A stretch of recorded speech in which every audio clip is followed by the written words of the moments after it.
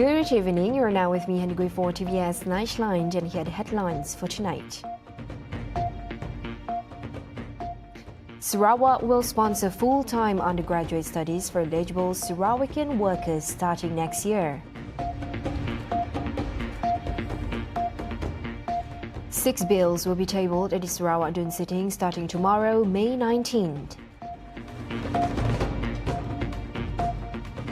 On global affairs, a Mexican Navy ship hit the Brooklyn Bridge, killing 2 and injuring 19 others.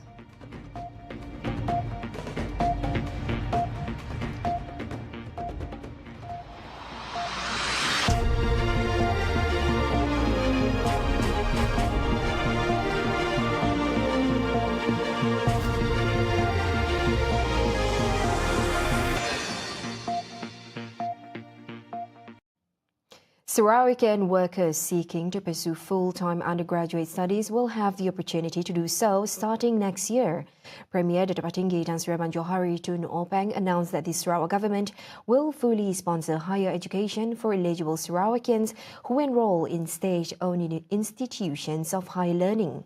He further added that this initiative is part of the state's broader commitment to strengthening human capital development through lifelong learning. Kadang-kadang pekerja ini ada lulusan diploma, tapi dia ada bekerja disebab oleh keadaan. Kadang-kadang berkenaan umpamanya ayahnya meninggal, dia anak lelaki, dia terpaksa korban sikit pendidikannya, dia kerja dulu. Dan apabila satu tahap adiknya dah bekerja, boleh balik ke kampus. Meneruskan pelajarannya, meaning upskilling.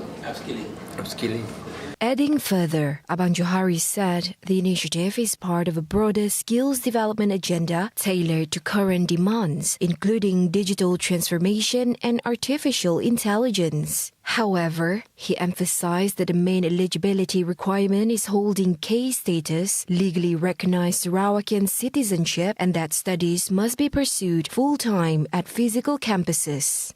Nya mesti ada K. Yang lain saya dapat dah. Minta maaf lah. Mana saya ada K. Yang mesti K aja. Mengikut apa yang telah putuskan oleh kita. Maksud saya, kita akan memberi free education asal you belajar full time undergrad. Institution owned by Sarawak. Then institution owned by Sarawak lah. Jadi you fresh lagi lah. Macam orang keluar sekolah juga lah you. Ya tu bulan pada mana ada juga orang sampai umur 60 nya ada degree. Nya belajar. Asalnya K. Nah. PJJ saya dapat lah. Ha? PJJ saya dapat lah. Ni apa PJJ?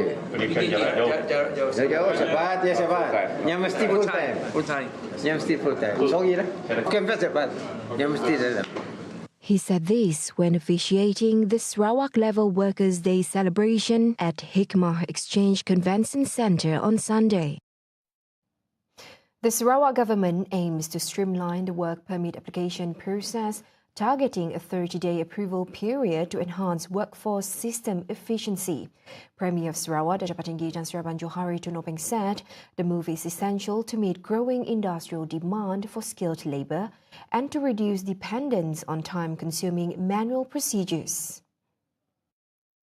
According to Abang Johari, the demand for labour, including from overseas, needs to be managed digitally and systematically based on current employment trends. Kerajaan Sarawak telah mewujudkan apa disebut sebagai ilmu dan supaya application for work permit selalunya lebih kurang 190 hari sampai 8 bulan. Sekali ini kita turunkan kepada 60 hari dan kita nak turunkan lagi sampai 30.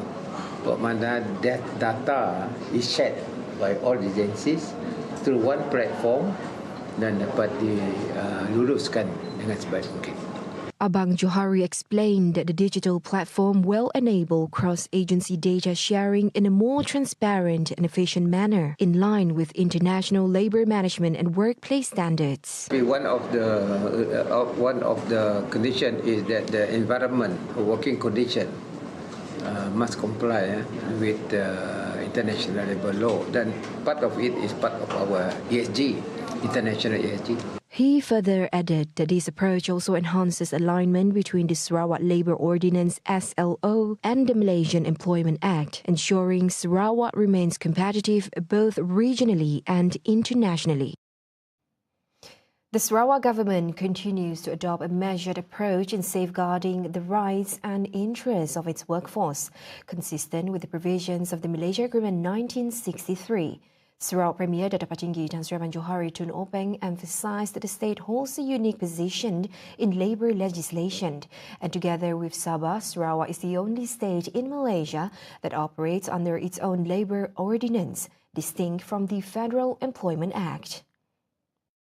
Jadi, perkembangan perundangan dunia di bawah International Labour Ordinance, Labour Law, diharmonis dengan Employment Act negara, dan kita harmonis juga dengan Sarawak Labour Law. Kadang-kadang butiran undang-undang ini hendaklah kita teliti dengan baik. Lebih lagi Sarawak Labour Law, kerana kita mesti mempertahankan hak pekerja Sarawak di bawah Sarawak Labour Law.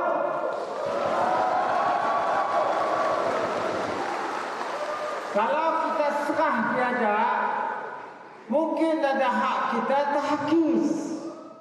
At the same time, Abang Johari expressed his gratitude to the Ministry of Human Resources and the federal government for accepting and approving several amendments proposed by the state government to safeguard the interests of local workers.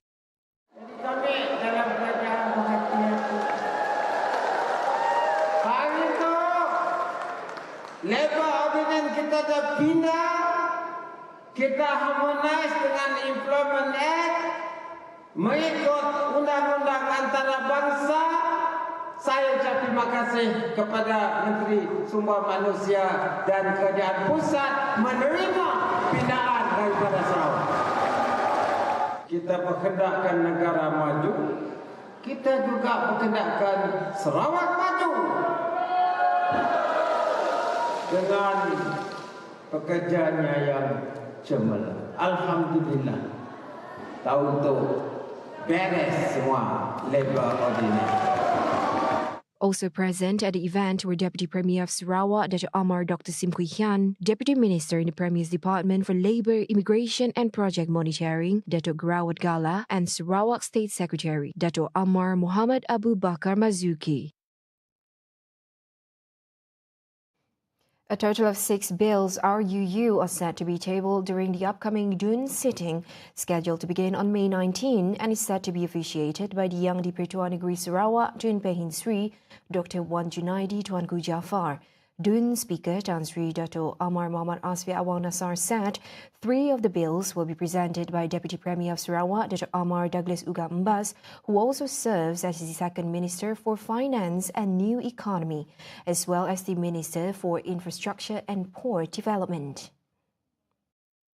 According to Asfia, the 3 bills to be tabled by Deputy Premier Uga are the Supplementary Supply Bill 2024-2025, the Supplementary Supply Bill 2025-2025, and the Infrastructure Development Trust Fund Repeal Bill 2025. Meanwhile, Sarawak Deputy Premier Dato' Amar Awang Tengah Ali Hassan will table the Land Code Amendment Bill 2025. Deputy Premier Dato' Amar Dr. Sim Kui Hian will present the Local Authorities Amendment Bill 2025, and Minister for Education, Innovation and Talent Development Sarawak Dato' Sri Roland Sagawiin will present the Sarawak Biodiversity Centre Amendment Bill 2025. Bacaan pertama adalah 20 Mei dan bacaan kedua dan ketiga adalah pada 21 Mei. Ahli yang berhormat boleh mengambil bahagian semasa berdiri. Jumlah soalan yang diterima daripada ahli yang berhormat pada penutup tarikh penutup 5 hari bulan Mei, jumlah 320 soalan jumlahnya telah diterima. Sama ada soalan yang memerlukan jawapan lisan atau secara bertulis daripada 41 ahli yang berhormat. Daripada 320 soalan, 247 adalah untuk jawapan lisan dan 73 soalan untuk jawapan secara bertulis. He said this in a press conference held in conjunction with the first meeting of the 4th session of the 19th Sarawak State Legislative Assembly in Kuching on Sunday.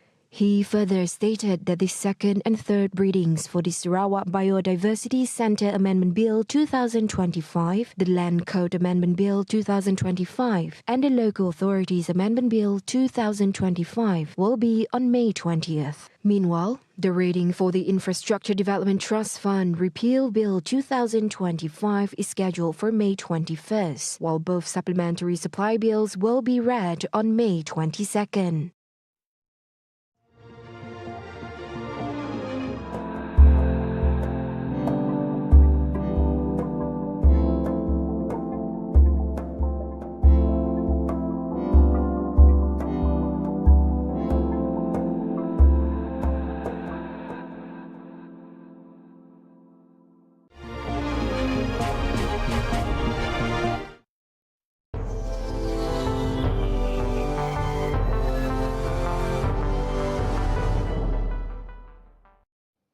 Two people were killed and 19 others injured after a Mexican Navy training vessel collided with the Brooklyn Bridge late Saturday. The incident occurred as the ship attempted to pass beneath the bridge, snapping all three of its masts and sending debris into the East River. The ship had been docked at the southern Manhattan Pier since Tuesday and was departing as hundreds of spectators gathered to see it off. Video footage captured the ship with its sails furled and rigging illuminated by decorative lights as it approached the bridge. The collision occurred around 8:20 p.m., shortly after the vessel reportedly lost power while being maneuvered near the bridge's Brooklyn side abutment. According to the Mexican Navy, 2 crew members died in the crash and 22 were injured, half of them critically. Several sailors stationed atop the vessel were hurt when the mast collapsed, though it remains unclear if they were among the fatalities. Eyewitnesses described scenes of panic on board as people screamed and rushed away from the waterfront area. An investigation is expected to determine the cause of the power failure and assess potential structural damage to the bridge. See the world closer with TVS as we bring you the latest news updates both locally and internationally. For more headlines anytime, anywhere, just head on to our official website at tvsarawak.my or follow us on our social media platforms. Those were the updates on TVS Nightline. I'm Handy Gui. Thank you for watching. Have a good night.